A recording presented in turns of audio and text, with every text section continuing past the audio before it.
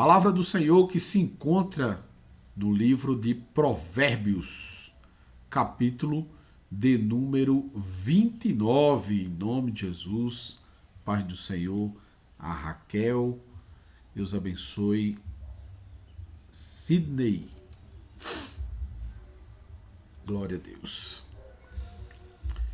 Provérbios 29, versículo a partir do 1, que diz assim a palavra do Senhor.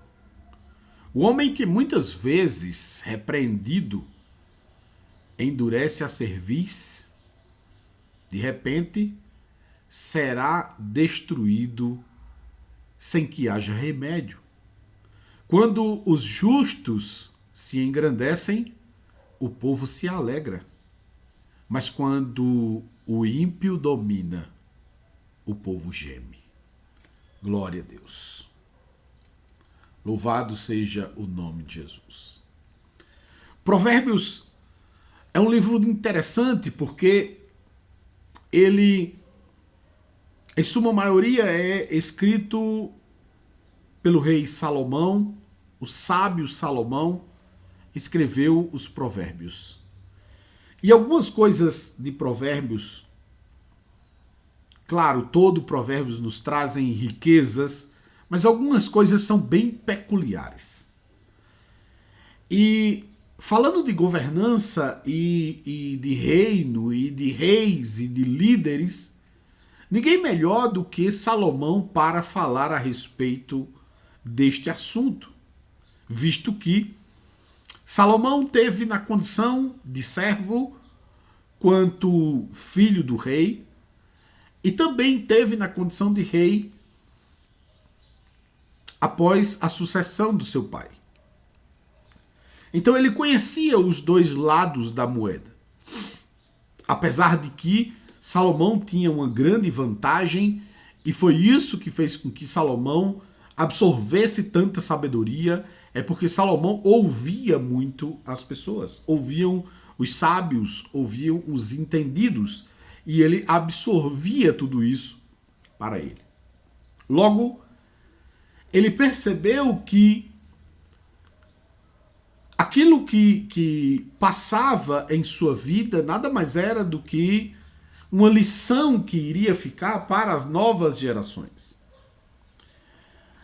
E ele vinha da governança do seu pai e estava governando também em meio a uma grande guerra de opiniões, muita inveja, muitos problemas entre familiares que queriam o trono, enfim. Certamente ele também presenciou as dores que viveu o seu pai por conta dos erros. Mas dentro desse contexto nós observamos que nós temos dois parâmetros aqui. O primeiro deles é Davi. Davi que foi escolhido por Deus, que foi forjado, preparado por Deus e que chegou ao trono e que foi o rei que fez a maior expansão que Israel já viu. Davi foi um homem em que ganhou guerras que nenhum outro rei conseguiu. Foi vitorioso por todo o tempo. Davi foi um homem abençoado, seu governo foi de uma bênção tamanha. E a sua sucessão não foi uma sucessão tranquila, não foi uma sucessão suave. Foi uma sucessão bem turbulenta, justamente por conta dos seus erros. Mostrando que, por mais que Davi tivesse tido tantas vitórias, a sua transição de reino entre ele e Salomão foi conturbadíssima, justamente por conta das falhas do final do seu reinado, que foi justamente quando ele cometeu pecados contra Deus. E ainda que os assumisse, e ainda que pedisse perdão, esses pecados que ele cometeu teriam as suas consequências. Porque o perdão de Deus é uma coisa e a consequência do pecado é outra, totalmente diferente. As consequências do pecado vêm. Vêm. Então, Davi passou o cajado para o seu filho Salomão em um momento turbulento, mas conseguiu passar. E Salomão, ao assumir, pediu algo que, entre aspas, surpreendeu Deus. E aí eu digo surpreendeu Deus com força de expressão, porque Deus já sabe de todas as coisas, então não tem como ele ser surpreendido. Mas Salomão pediu sabedoria. E o que eu acho interessante é que Salomão não pediu sabedoria para si, mas sabedoria, ele pediu sabedoria para governar o povo de Deus. Logo, ele estava fazendo um pedido altruísta. Ele estava dizendo: Deus, eu quero fazer a tua vontade e eu quero seguir o teu caminho e eu quero exercer o teu chamado nesse novo ministério. E ao longo desse reinado de Salomão, ele teve os seus problemas, as suas dificuldades, as suas adversidades e também caiu em erros terríveis. E um dos erros dele foi muito parecido com o erro de seu pai, que foi justamente por conta de mulheres. E Salomão teve um erro maior por conta de absorver mulheres de outras nações que tinham outros costumes. E isso fez com que trouxesse turbulência sobre sua vida e até questionamento de teólogos hoje em dia se Salomão foi ou não salvo. Há controvérsias.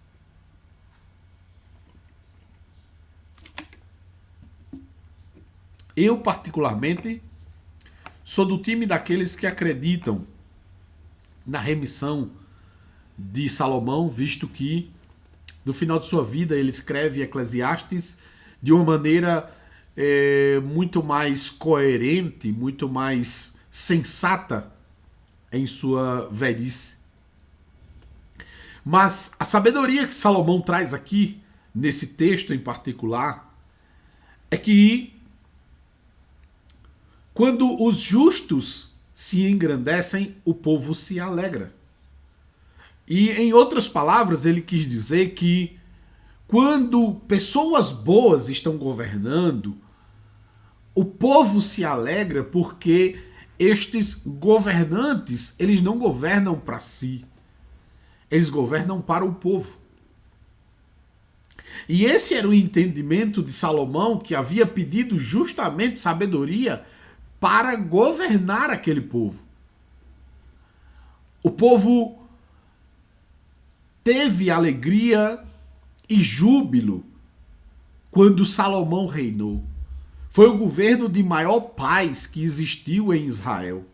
E imagine que Israel tinha histórico de turbulências, de problemas, de dificuldades. Se você lê o livro dos Juízes, você vai ver quantas quedas tiveram ali na caminhada Israel e quantos alívios.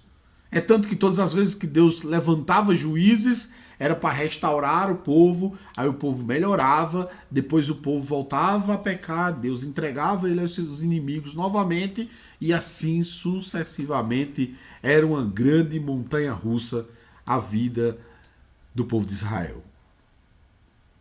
Mas em particular, o governo de Salomão foi um governo de muita paz.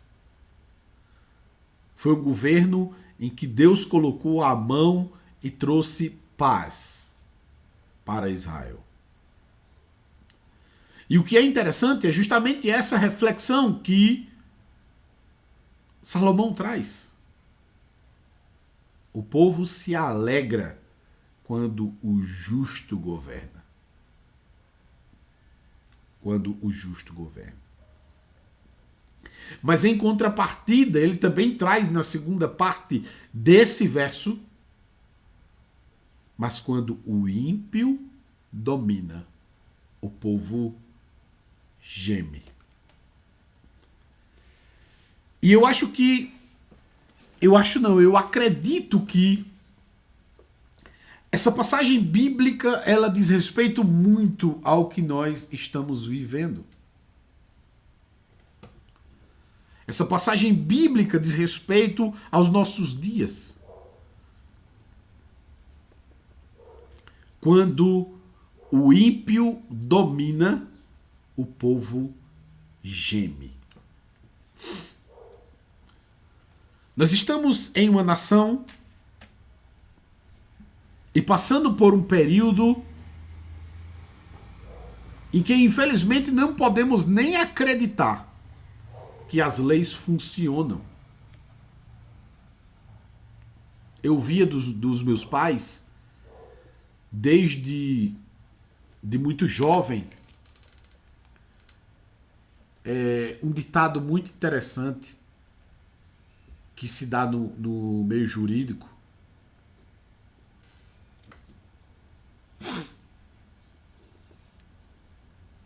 que é cabeça de juiz e bumbum de nenê, não se sabe o que sai quando sai. Isso é um ditado utilizado aí no meio jurídico. Mas nós chegamos em um patamar extremamente crítico em que nem surpresas mais se tem, por conta que nem parâmetro se tem mais para medir. Nós estamos vivendo um momento de exceção, e eu ministrei semana passada sobre o crescimento da igreja, e eu posso reiterar que a igreja vai continuar crescendo e ela vai começar a acelerar o crescimento ainda mais, visto que nós estamos apenas no começo de uma grande perseguição. Preparem-se para dias difíceis. Preparem-se para grandes turbulências. Porque a Bíblia Sagrada diz: quando o ímpio domina, o povo geme. E, infelizmente, nós estamos vivendo nos dias atuais, vendo tortura em um país que se diz democrático. Nós estamos vendo pena de morte em um país que diz que não há pena de morte. Nós estamos vendo tantas atrocidades, coisas que não estão escritas na lei, coisas que não estão expressas como justiça, mas estão sendo seguidas por autoridades que se dizem trabalhar em prol da população. Autoridades essas que recebem justamente para servirem ao seu senhor, que é o povo. Mas em nosso país não é bem assim. Lembrando das palavras de Salomão: mas quando o ímpio domina, o povo geme. E é justamente por conta disto que nós iremos perceber as verdades bíblicas. Ontem, mais um sinal de que as pressões em relação à igreja vão começar a serem cada vez maior. Ontem aprovaram um comunista declarado. E talvez muitos não levem em consideração: não, ele só falou. Infelizmente, esses são os leigos, esses são os neófitos, esses são os que se enganam. Dias difíceis. Preparem-se para viver, porque, como diz a palavra do Senhor, quando o ímpio domina, o povo geme. Mas claro que nós não poderíamos esperar algo diferente, visto que nós estamos na reta final. E quando nós pensamos na reta final, nós temos que pensar o que diz a palavra de Deus acerca dos tempos do fim. Nós iremos ter um governo ditador, um governo opressor, um governo dominador, que só comprará e venderá quem tiver a sua marca. Nós estamos caminhando para um regime de exceção. Um regime de exceção. E é justamente isso que nós devemos nos preocupar.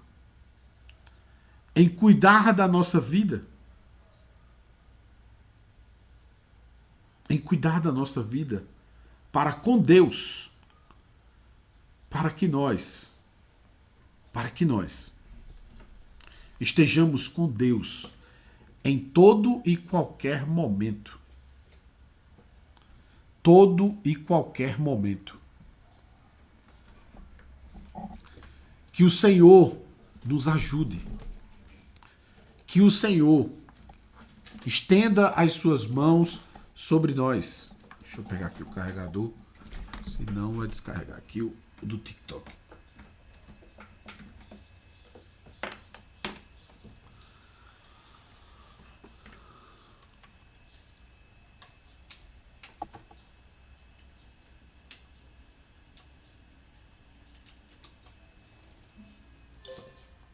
Que o Senhor tenha misericórdia em nossas vidas, para que nós possamos suportar as adversidades e os momentos difíceis. Porque muitos acham que estamos passando por momentos difíceis, mas não viram nada ainda. Não viram nada. Eu dizia a um pastor amigo essa semana que nós devemos se preparar para viver dias em que devemos arrumar um jeito. Devemos arrumar um jeito de não apenas ser cristão, mas também de continuar ministrando a palavra de Deus de maneira sutil, como fazem nossos irmãos aí que estão nos países que há perseguição ao cristianismo. Eles dão um jeito. Eles simplesmente dão um jeito. E o evangelho cresce. E cresce muito mais sólido, muito mais firme do que em um país livre como o nosso. O cristianismo, infelizmente, tem sido banalizado por muitos, mas nunca esqueçam, a palavra de Deus é a regra de fé e prática que nós devemos seguir. E o modelo ideal para nós nunca será o modelo do meu pastor, o modelo do meu presbítero, o modelo do meu diácono. Nunca se apeguem a isso.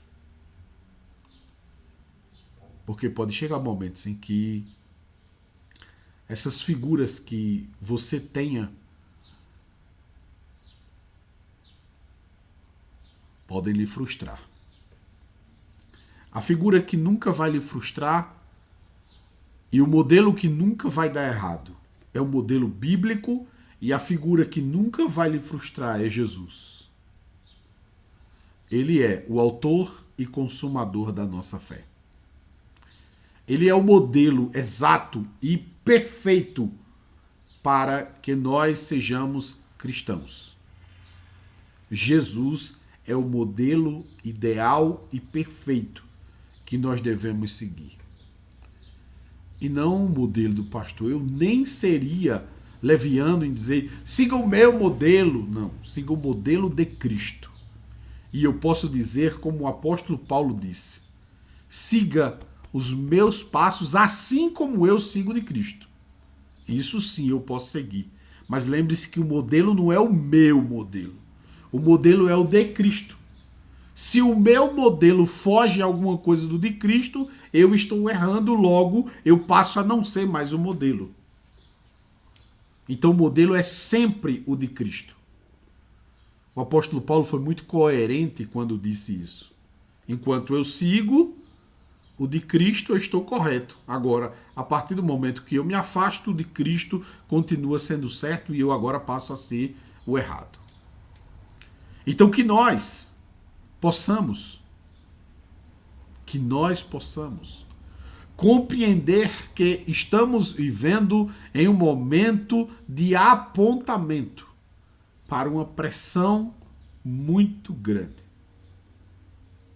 E que Deus nos traz nessa manhã a um despertamento para que nós possamos adentrar ainda mais no trono da graça, buscar a sua presença, para nos fortalecermos ainda mais para passar pelas adversidades. Porque dias difíceis vêm por aí. Que Deus nos ajude. Que Deus nos ajude. Em nome de Jesus. Que Deus nos ajude. Que Deus abençoe você que está aqui no YouTube. Não esquece de curtir, deixar aqui o seu comentário e compartilhar essa mensagem com pessoas que você acredita que precisam ouvi-la. Deus abençoe a sua vida e até a próxima, em nome de Jesus. Tchau, tchau.